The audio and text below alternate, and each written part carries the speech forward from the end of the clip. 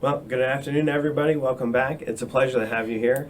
My name's Andrew, and I'm here to answer your questions. So we'll get started and jump right into it. If you have any questions about your GME application, go ahead and type it into the chat box, and I'll be glad to answer them. So the first questions that we have here are, the question is, if I'll be applying to NADS as a backup plan, it's my understanding that I need to interview with the specialty leader. Let me just clarify that question. If your plan is to apply to NADS, out service, then yes, you do need the interview with the specialty leader. They'll review your application and do an interview with you.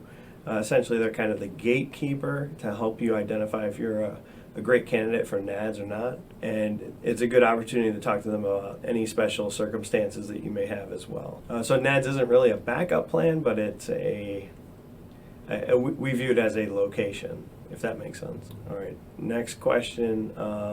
In filling out the PDF version of the application, how do you input information that won't fit into the one line provided for the awards and activities section?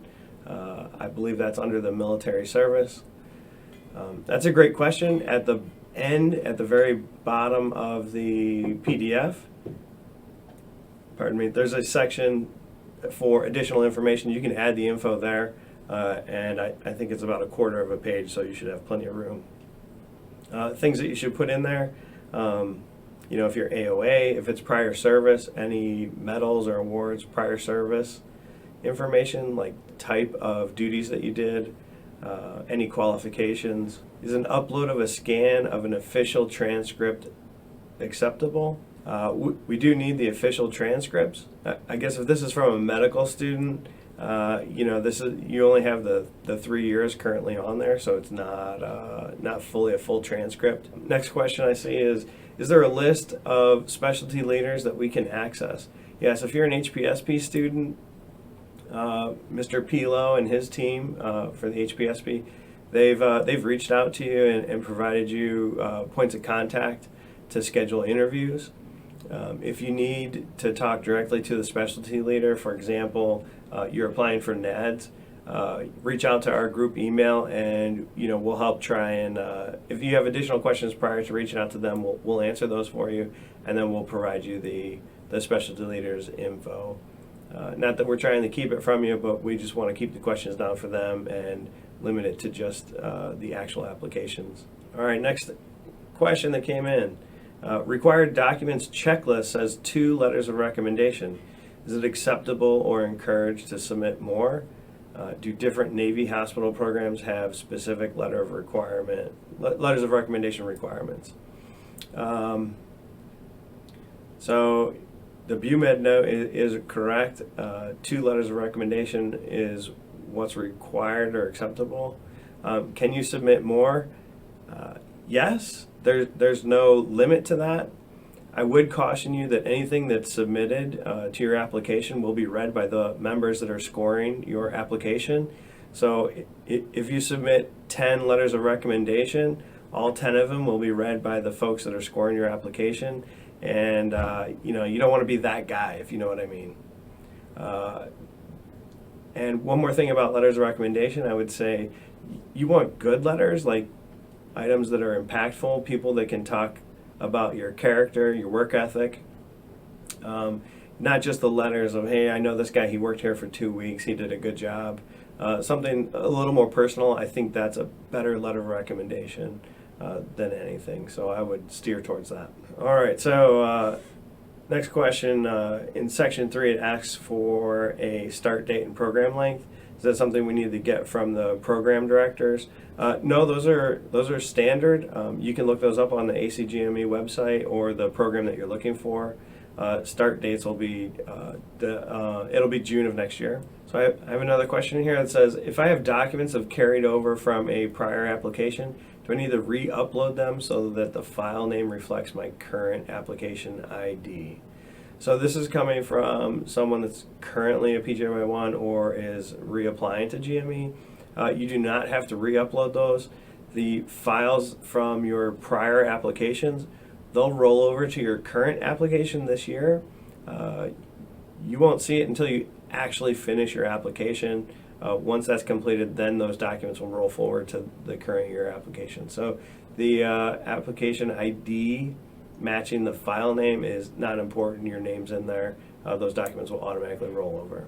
This question says, I've completed a post-baccalaureate program between undergrad and medical school. Should I send those transcripts in as well?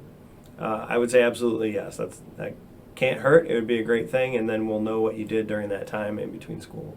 San Diego does their interviews early, and I was not aware that I had to apply to a backup specialty, for example, TY. I just found this out. Is it too late to contact them and request a phone interview? The answer to that is no. Please reach out to them. Yes, phone interviews are perfectly acceptable. They may be able to do a Skype interview, or any type of interview is fine. But the sooner you reach out to them, the better. And that's a good point. All of your secondary choices, you should be interviewing at all those sites, and with those program directors. This question is about selecting a training location for the application. It says, my preference is to do a Navy residency, so I've listed emergency medicine in San Diego and Portsmouth.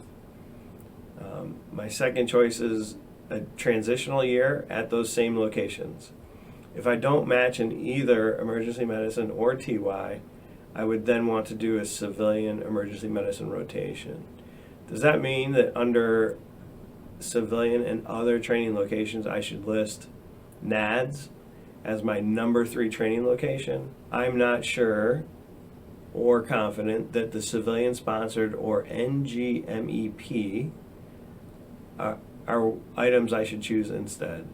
So again, NADS is considered a location for us, not like a third option. So if you want to do emergency medicine at San Diego, Portsmouth, and if you don't get either of those, you're willing to go to NADS, which I believe you said there. Yes, put NADS as your third choice as a location. If you don't get emergency medicine, then you'll go to your second choice, which sounds like it's TY at the same location, San Diego, Portsmouth, and then NADS. Don't select the NGMEP or the civilian sponsored for PGY1s for medical students. Those locations, that's actually an Air Force acronym. The application's a joint service, so that's why those are on there, not really applicable to you. Latest question just came in. When sending the paper application, do we need to encrypt the document? I sent mine in yesterday, but there was an error message and it was sent back to me because the document contained my social. That's new to me. You can use AmberDeck. If that's working, you can submit it that way. Yes, if you're sending PII, absolutely encrypt the document. If you're having errors, just call or shoot us an email. We can help walk you through that portion. WJF35 sent in a question. Can I submit a CV? Yes, please do. You can keep it as a separate document. The application, the information in the application, when you apply online, it creates a CV for you. When you submit it to us on that paper version, that information then is transcribed into mods and essentially it's built into a CV for you. If you have a separate one, that's great. Send it. We'll upload it for you into your application. Next question we have here. I'll be applying for PGY2 this cycle. I have various documents, dean's letter, board scores, med school transcripts, etc., that are currently not in MOD's website. Will they eventually be uploaded, or will my school need to resend my dean's letter from last year and transcripts? If you applied last year, those documents should roll over to this application once you complete it.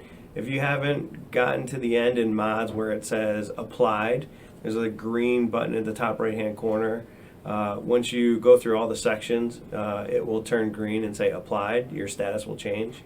Once that happens, those documents should move forward to this current year's application. If those documents don't apply, call us and we'll see if we can recover them from last year for you. Or email. Will your school need to resend the dean's letter and transcript? I'm going to say yes on the transcript because it wasn't completed when you applied as a medical student. If you've sent in a full transcript after you've graduated medical school, then you likely will not need to resubmit a transcript. It should be in there. I hope that answered your question. All right, one more question. It says, I have a question about, I was told not to put my social security number on any documents and to encrypt them with a standard password based on our name. Do we still need to follow these instructions for the application, or do we disregard them? If you have PII in your information that you're submitting to us, yes, please encrypt it. I'm not certain if AmberDeck is down currently. I thought it was back up, but I can check on that and we'll find out. I hope you guys find this helpful. I've gotten some positive feedback. I hope you guys are able to access this from wherever you're at. If you're in the Bethesda area, please feel free to stop up. We're on the 15th floor in Building 1.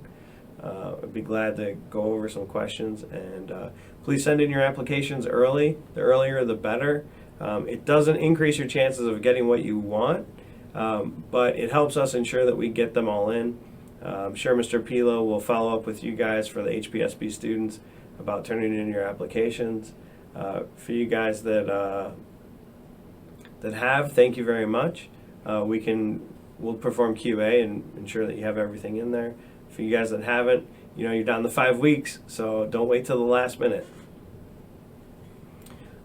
Question from John M. Is the program length a specific number that we need to look up, or is it a 3-year program, and do we just say 36 months? Well, this is specific to each specialty. It could range anywhere from 2 to 7 years. Obviously neuro is a lot longer than family medicine. So it depends on what program you're applying to. I wouldn't worry about that. The specialty leaders know. We'll correct it on our end. If you put 2 years and it's really 4, we'll correct it. But I appreciate you guys trying to figure it out and know how long your training will be. That's great. I like it. All right. Well, if you guys don't have any other questions, we're going to sign off for today. Look forward to seeing you next week. If you have questions in the meantime, feel free to email us or tune in next week. Thanks. You guys have a great week.